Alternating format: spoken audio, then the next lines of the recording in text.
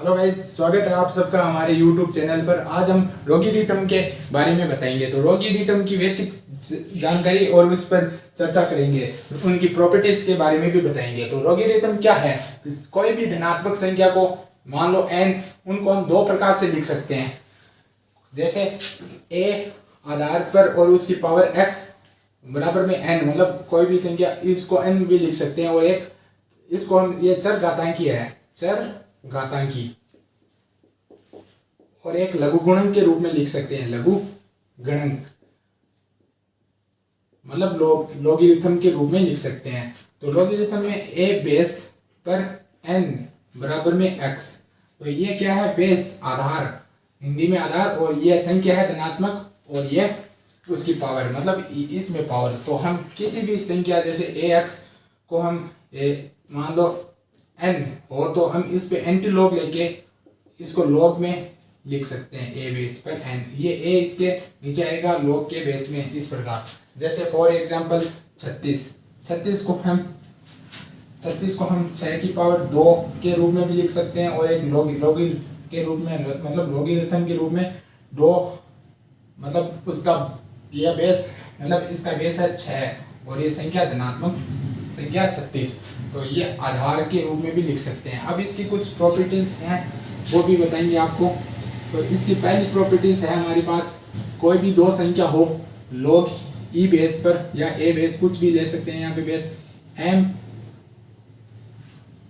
Into n, तो हम उसको log m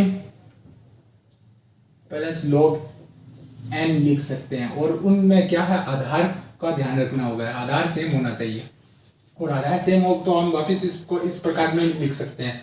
और दूसरी प्रॉपर्टीज है log e बेस पर m इंटू n, तो इस पे आधार पे पूरा ध्यान रखना होगा। आधार e है तो e लेना होगा, e minus log e n। और एक तीसरी प्रॉपर्टीज है log e m की पावर n, मतलब कोई भी संख्या की पावर हो तो वो पावर उसके आगे आ जाती है, log e बेस पर m, n log e base पर n। तो चौथी प्रॉपर्टीज है आधार परिवर्तन, मतलब कोई भी संख्या का आधार परिवर्तन करके हम उसको सरल करना हो, तो ये चौथी परिवर्तन है आधार परिवर्तन, मतलब बेस चेंज परिवर्तन। तो आधार परिवर्तन में क्या है? log मान लो e पर बेस पर m दे रखा हो, तो इसका आधार मान लो हमें a में चेंज करना है या कोई और भी संख्या में चेंज करना हो, तो log आधार a में चेंज करते हैं। तो यह सबसे पहले m और बट्टे में log a बेस पर, दोनों का बेस एक ही जैसा होना चाहिए, और e मान लो कोई यहाँ b e कुछ भी संख्या हो सकती है।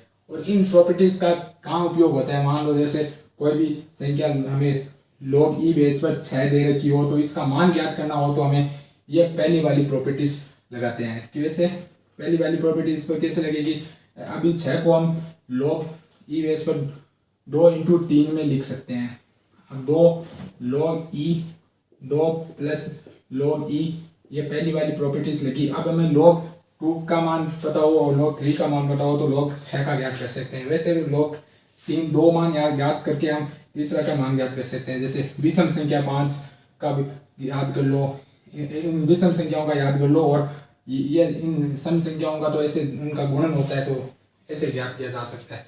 और इस प्रकार ये प्रॉपर्टीज, और ये कई समाकलन में भी यूज होती है। इस प्रकार के कोई समाकलन दे दे आपको, log 1 स्क्वायर बट्टा log 1 प्लस एक्स, तो इसको हम पहली प्रॉपर्टीज लगाते हैं, e 1 plus x square plus minus भाग में है तो माइनस लगेगा, log e बेस पर 1 प्लस m। और अब इसको a square plus b square से तोड़ सकते हैं, a माइनस a प्लस, तो इसको log, ये गुणे में आ जाएगी, तो इसको हम log 1 माइनस 1 प्लस में log